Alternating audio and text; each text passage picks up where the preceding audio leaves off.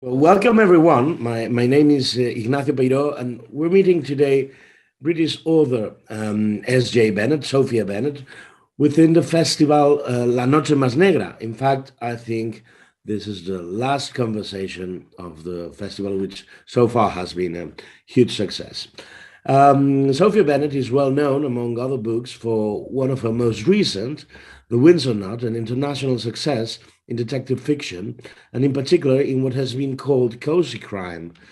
And no wonder about the name when it is Queen Elizabeth herself who acts very elegantly, of course, as a detective. Now, our guest today is publishing the second book of this series, A Three Dog Problem, which I have just read, much to my delight, in Spanish. The volume is in fact being launched these days, if I'm not mistaken. So it's already in the bookshops to great and deserved acclaim. Well, first of all, Sophia, congratulations on your new book. And now tell me something. How did you come about with an apparently irreverent idea, such as making the Queen a detective? Well, it might seem like an irreverent idea, but I'm actually quite serious about it. I was writing a book about another detective. I'd wanted to write a detective series for a very long time, and it wasn't working. And I just happened to be thinking about one episode of The Crown. I'm sure lots of people have watched that series. And in The Crown, on TV, the Queen did something I didn't think she would do. She moved a soldier on a model battlefield to the wrong place. And my father was in the army, and he's met her many times. And he says that she is one of the best people he knows to talk about military history with, and she understands the regiments better than most people do. And she's very good on understanding the army. And anyway, I didn't think that she would have fiddled with somebody's model battlefield. And it got me thinking that I feel like I really know her. And this is a woman who I think her intelligence is often really underestimated.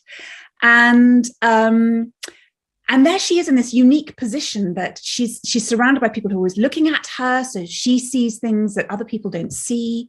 And if she sees something wrong, of course, she could ask anybody in the world, about gather their expertise. And the more I thought about her, the more I thought, if she wanted to be a detective, she could be really good at it. And the settings would be amazing in all her palaces.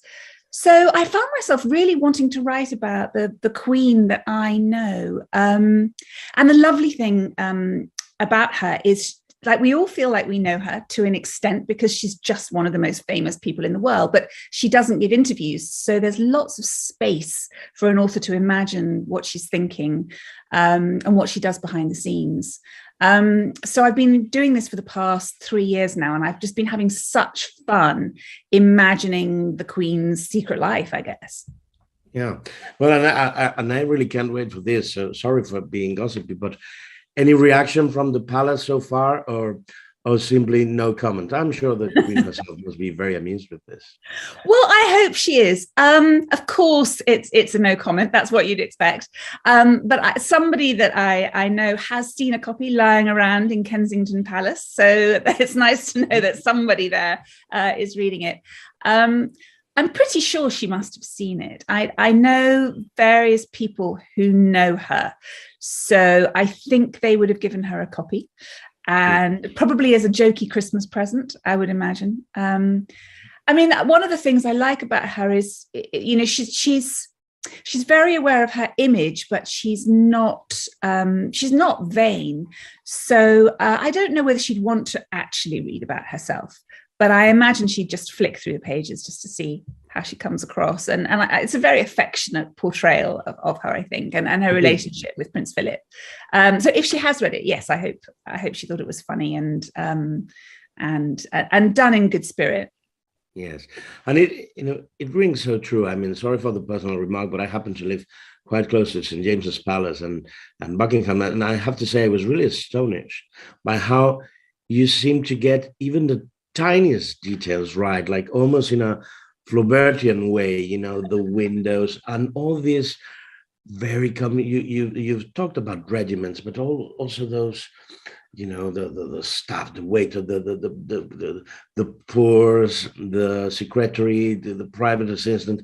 It's all all a very difficult hierarchy. However, I see you have devoted lots of time to these, or were you in any way already familiar with that constellation with that atmosphere? So kind of you to say so. That's really wonderful, and to bring Flaubert into it too. Both. I was already very familiar, and I did way too much research because I love research. Is one of my favorite. I'm always terrified of the research when I'm about to start a new book, and then it ends up being what I enjoy the most.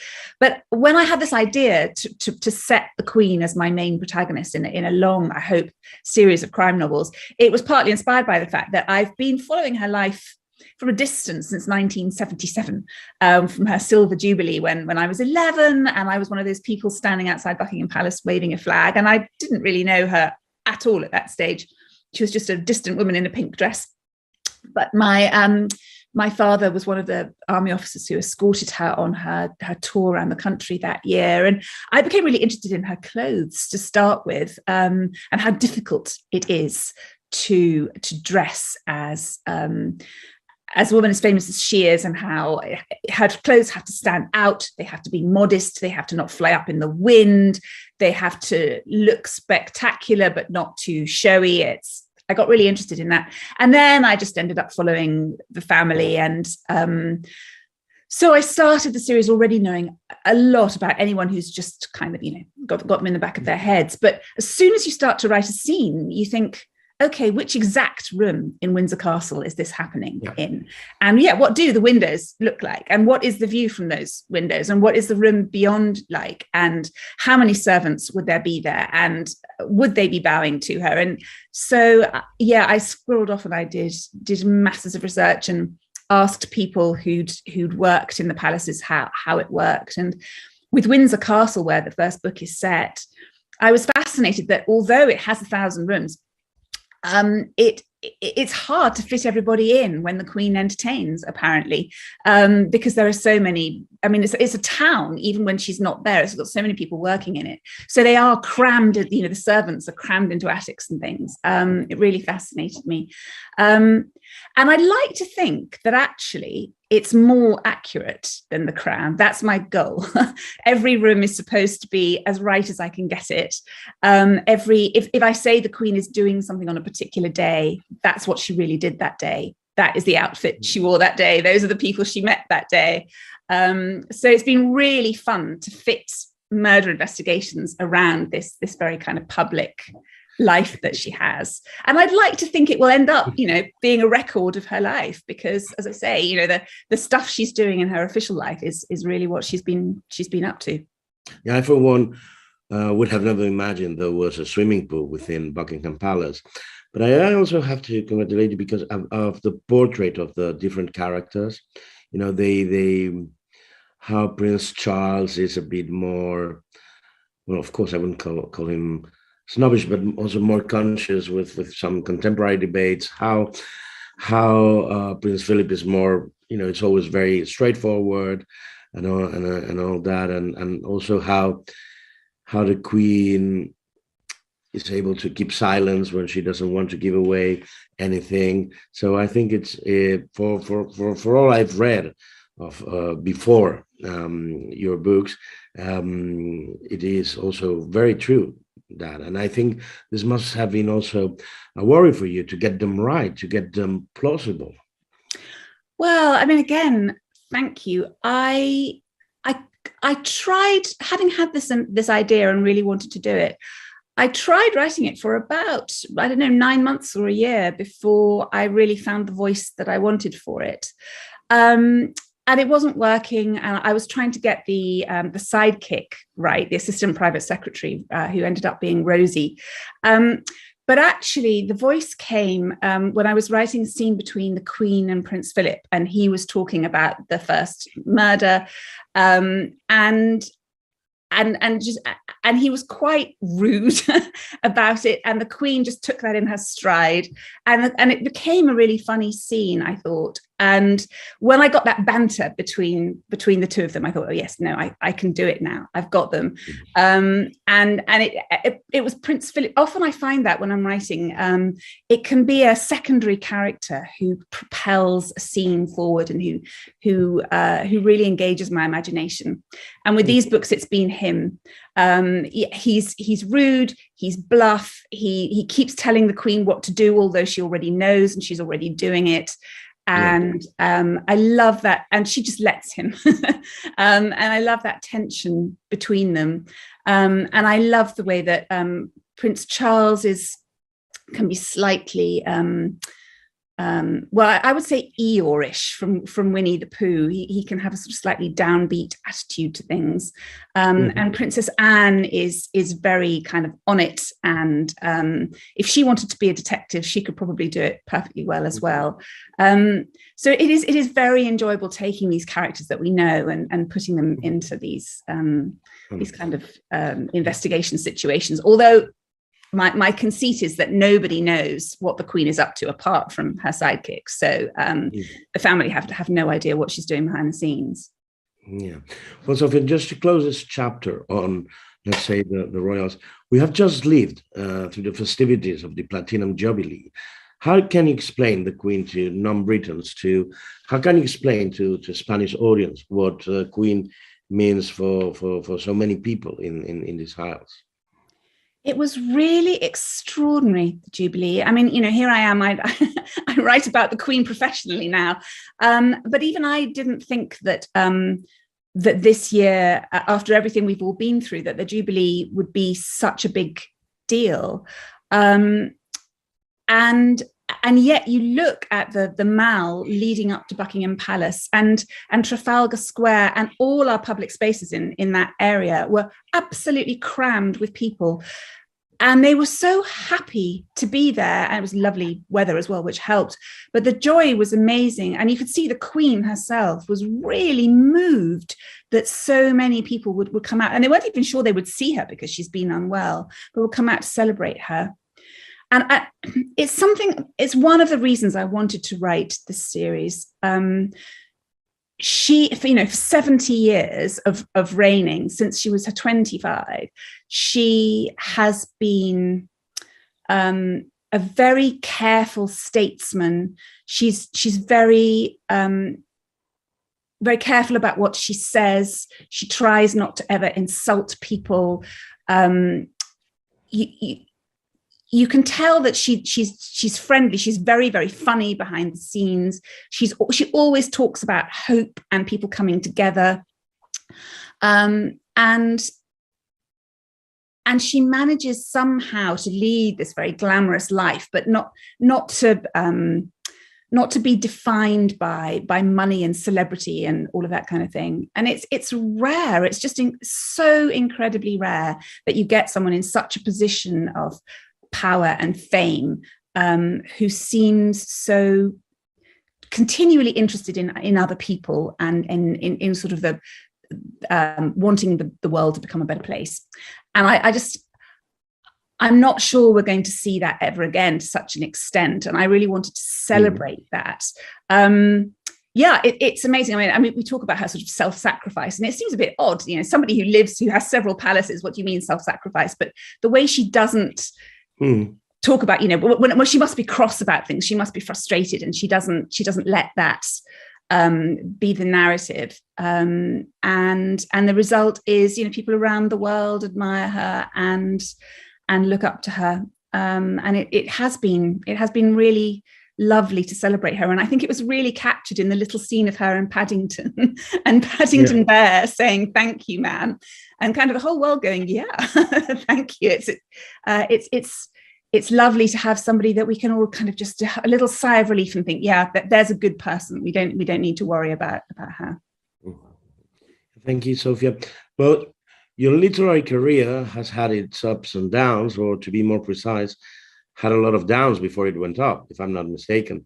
But with both the Windsor Knot and A Three Dog Problem, you seem to have hit the note for success. sometimes authors strive with books following a big hit, but this does not seem to be the case. What lessons did a Windsor not teach you that you have taken advantage of for your new book that gave you confidence to start to carry on with the series? Oh gosh, who would be a writer? It is the best job in the world, but it is so risky. The second book was written, I guess, before I knew how the first book would do. Yeah, I mean, a writing career is just a series of risks, isn't it? I'd written 10 books for young adults before, and I had won the Romantic Novel of the Year award and the Times Chicken House award, and sold internationally as well. But it's really hard to make a living out of it. With this series, obviously, having the Queen as my protagonist helps tremendously because everybody just knows what they're going to get. And cozy crime has just taken off around the world, which has always been really interesting to see. And I think the pandemic has kind of helped it on its way in a way, because cozy crime can be funny, relaxing, but at the same time we can investigate all the things, politics and feminism, all the things that interest us. And I think after the pandemic and during it, people were looking for an escape from their lives, and cozy crime can provide that really well. And people like Richard Osman are obviously really helping with that. So having the Queen, having this comedic approach to writing was I think what kind of cracks it for me. But I didn't know it was going to work. I didn't know it was going to work for the first one. I couldn't be sure it was going to work for the second one. I think you just have to write in the darkness, write what appeals to you, write what inspires you, and just cross your fingers and hope that it appeals to other people.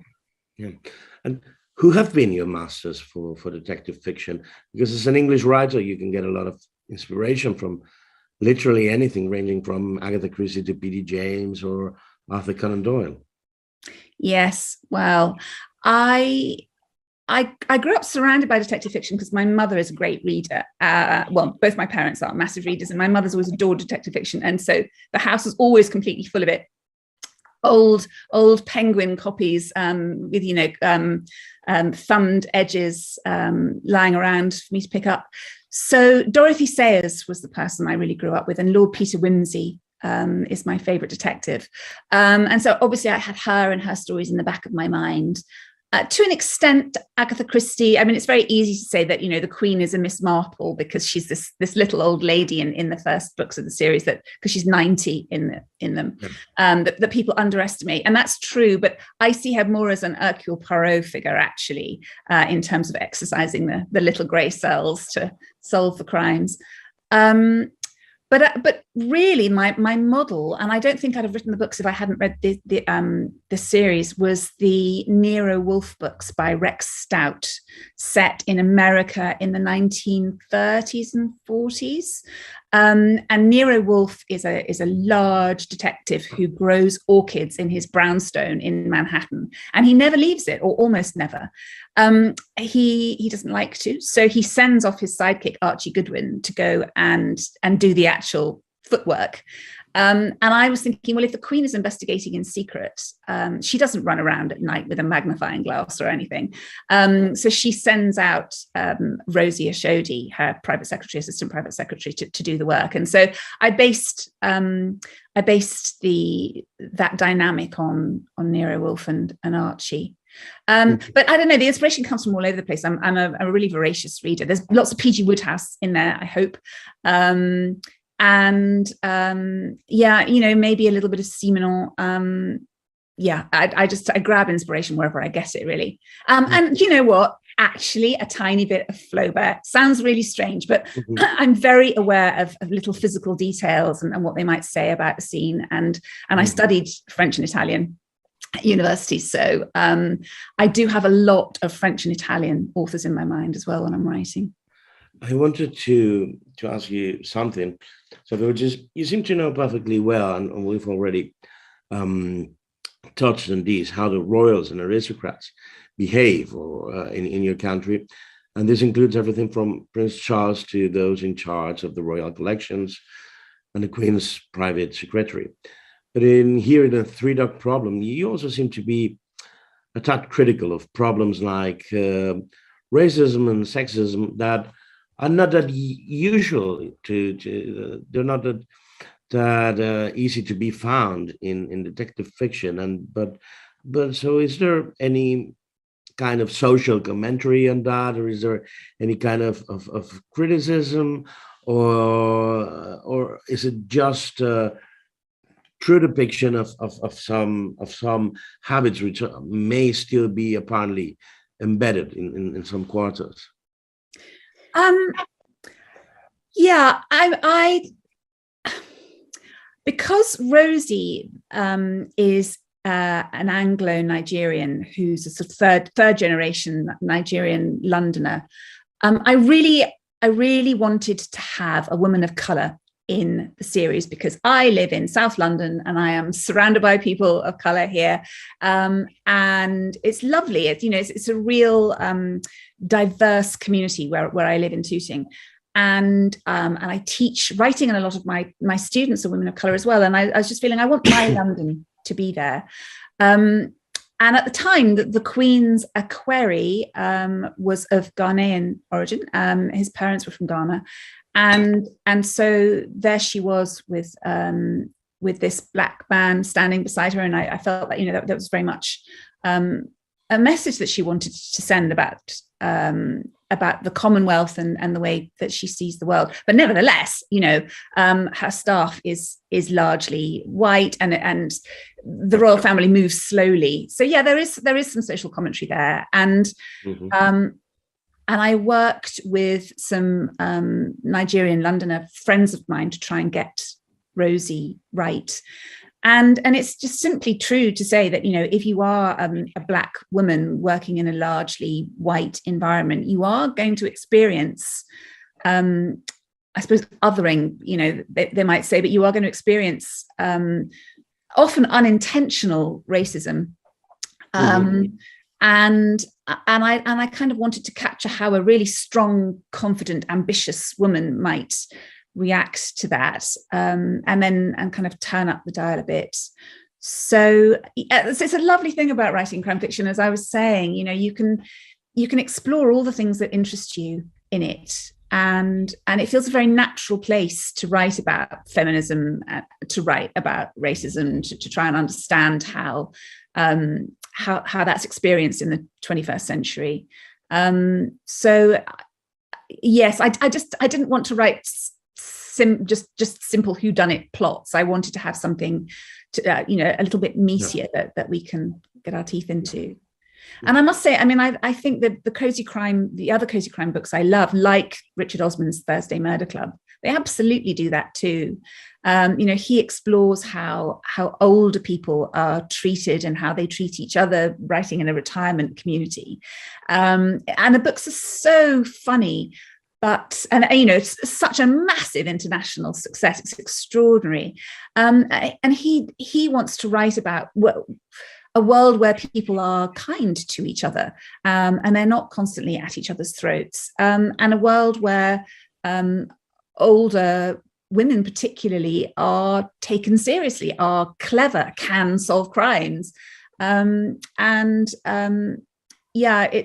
It's lovely to see. I enjoy seeing those aspects of the modern world being explored by crime writers.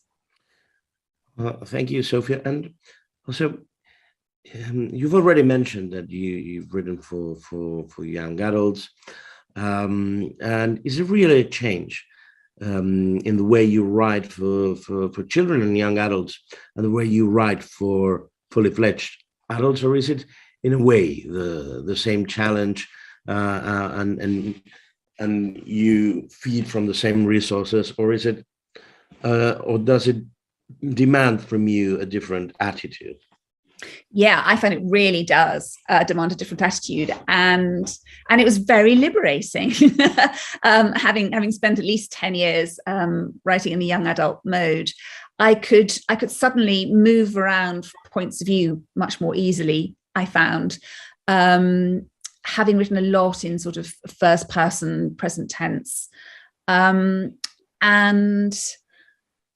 yeah, and obviously I could bring in elements like autoerotic asphyxiation that you can't really talk about in young adult fiction so much. I remember when I was describing what The Windsor Knot was going to be about and explaining that originally the crime looks like it might have been autoerotic asphyxiation, and people saying, oh, and so what age group is this for? You're saying, it's adults, it's definitely adults. So I love the fact that I can just write about what I feel like. In a way that comes naturally to me. Whereas I did feel I had to police myself more as a writer for young adults. I mean, I think, it is harder to write really good books for young adults. And it's more of a privilege in a way, because the books that we read when we're 13, 14, 15, I think are the books that are going to set us up for life. You know, they're going to give us our moral compass and our worldview and our understanding of possibilities. And so I did feel it was a huge privilege to be writing those books. And I was exploring issues through comic fiction that young people might be worried about. So yeah, it was something I was very pleased to do. But I if I had to pick, I would definitely pick the joy and the freedom of writing crime fiction now. Mm-hmm. Well, since I think we already have to start closing this, I have two last questions for you, which are in a way twinned. One funny thing is that whereas you always had an interest in literature, and as you mentioned, you read Italian and French literature, your life seemed for a long time to steer away from any literary purpose. I think you've worked for different companies in the past. And so I wanted to explore a bit with you how does one live apart from literature when one what one wants is to be writing and reading the whole day. And last but not least, just a piece of advice for those who want to write but maybe are not too sure of themselves. You have apparently lived through, before your success, international success, you have lived through many unpublished novels and a few rejections as well. How does one cope with that, and how do you feed your hope to ultimately achieve a happy end to the story? Yes, it's something I have a podcast called Pre-Published, which I created through my teaching for unpublished writers. So it's something that obviously I've thought about a lot, and I have worked with a huge number of unpublished writers, some of whom are now published, which is really wonderful. It is hard.